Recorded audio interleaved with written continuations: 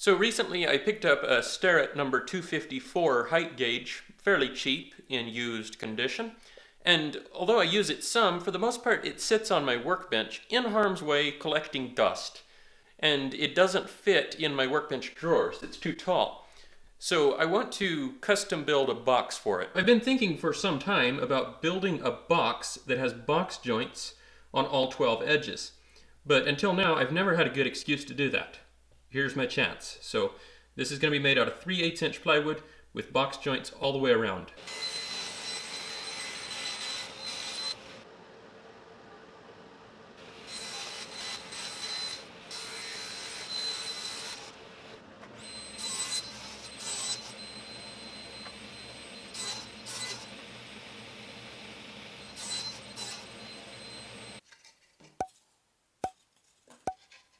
All of these pieces are cut exactly an 1/8 inch oversize, so that way when I set up my dado stack to cut the box joints, I'll set it a 1/16 inch too deep, so the fingers will overhang by a 1/16 inch, and that way I can trim off the excess later.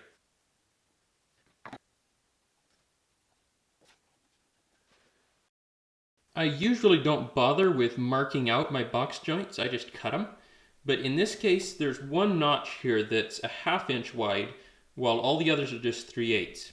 And if you don't already see why that's necessary, you will in a minute. And now you get to see what the height gauge is good for.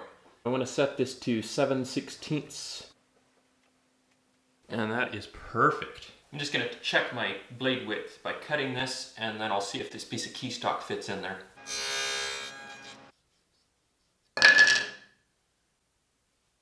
As I guess you can see, I've used this thing quite a bit, so I always just screw on a sacrificial piece, which is a good idea anyways, because you don't want to tear up.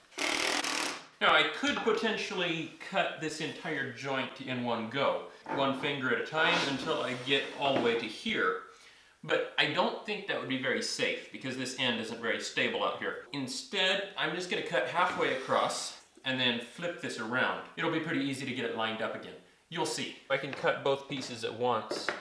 Adding dust collection to my box joint jig was one of my best ideas ever.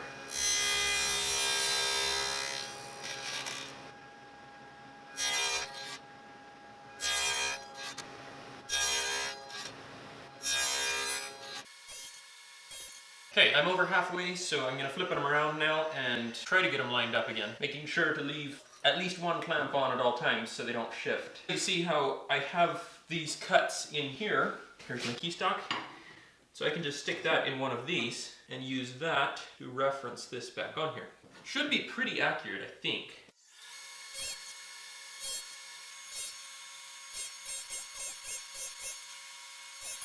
Alright, time to give it a try. If these don't fit, I'm gonna feel real stupid because I didn't do a test cut.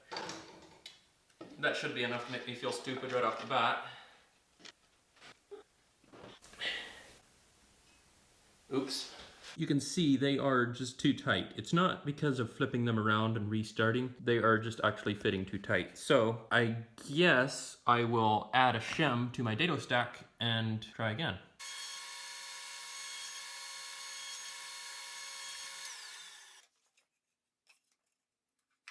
Sweet! That side fits now, so I'll cut the other side.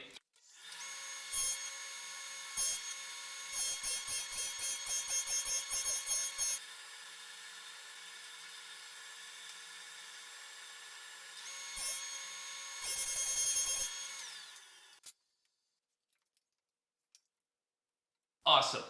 This time it fit on the first try.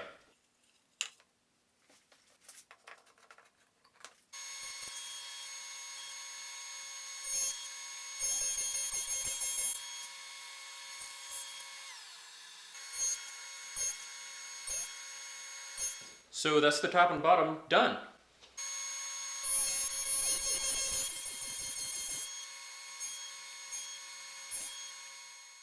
And yes, there are a lot of box joints to cut.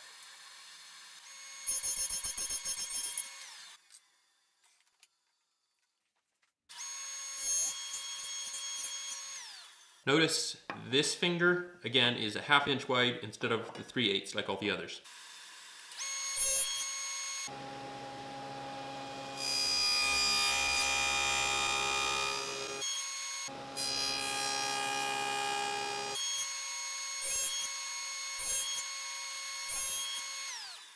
When you're working with long grain box joints, you're just asking for a tremendous amount of chip out, especially on plywood. So this is as much of a test fit as I'm going to do. I've got it just started together all the way around, so I can see that it kind of fits. Hopefully that's good enough. With some force, it should go all the way together. Now I'm just going to put glue on it, hope for the best.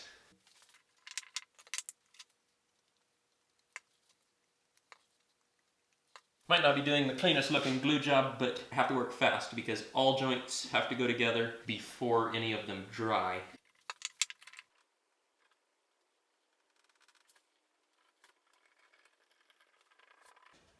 Not sure about this.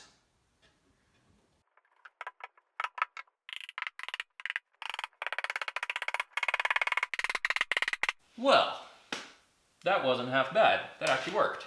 Now for the other side.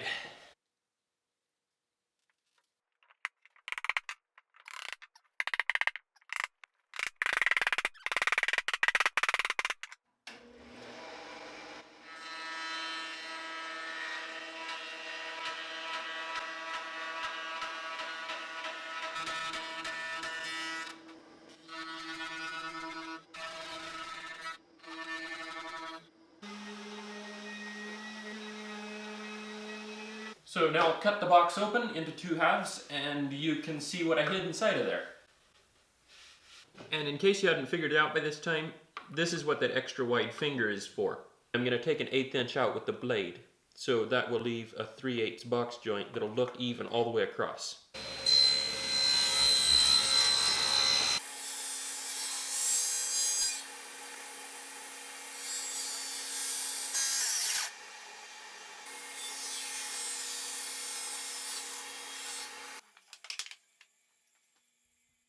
So those two blocks will support the height gauge here, and I'm going to cut a notch into these blocks.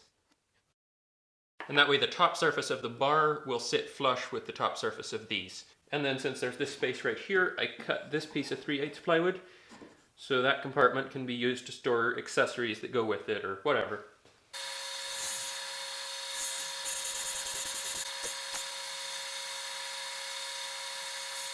Let's see how this thing fits. Awesome.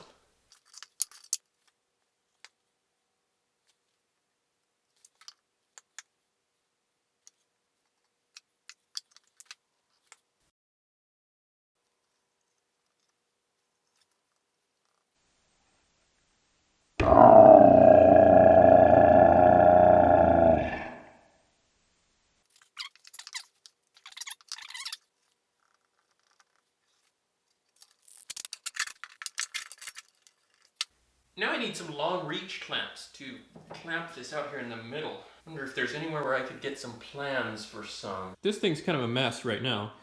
I've got burns, misaligned surfaces in several places, and then I put glue on the wrong surface here. So I'm just gonna run this entire thing through my drum sander, and that'll make that all flush. But first, I'm gonna chamfer all the edges, because otherwise this is gonna chip out like crazy.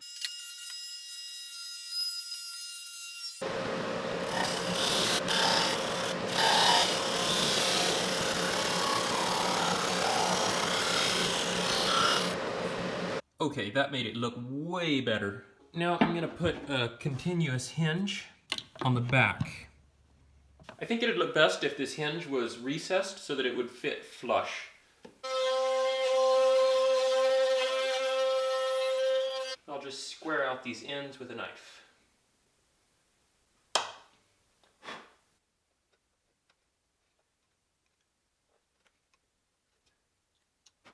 If I did that right, it should just fit. And if you're interested in this little knife, it's from Werther Cutlery. That's not a paid endorsement or anything. I actually bought this knife way before I had a YouTube channel.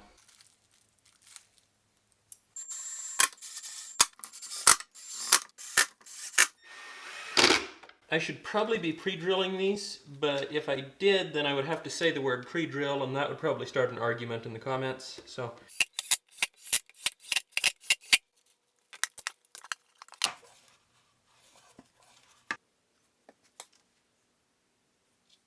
I'm just gluing down some blocks in here that will come down right on top of the bar and hold the tool in if the box ever gets turned upside down.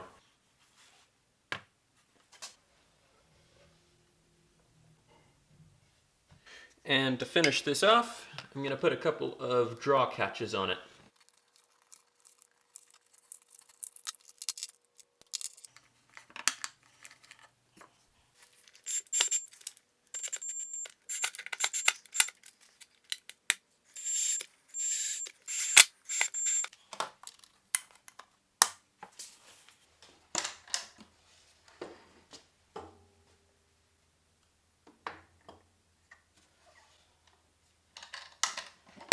In conclusion, can you build a box with box joints on all 12 sides? Yes, of course. Should you? This thing has a lot of little gaps and chip out and just problems. And it was quite a bit of work to make. But it's a functional box, and I got to try something I've been meaning to try for a long time. So, totally worth it. Thanks for watching.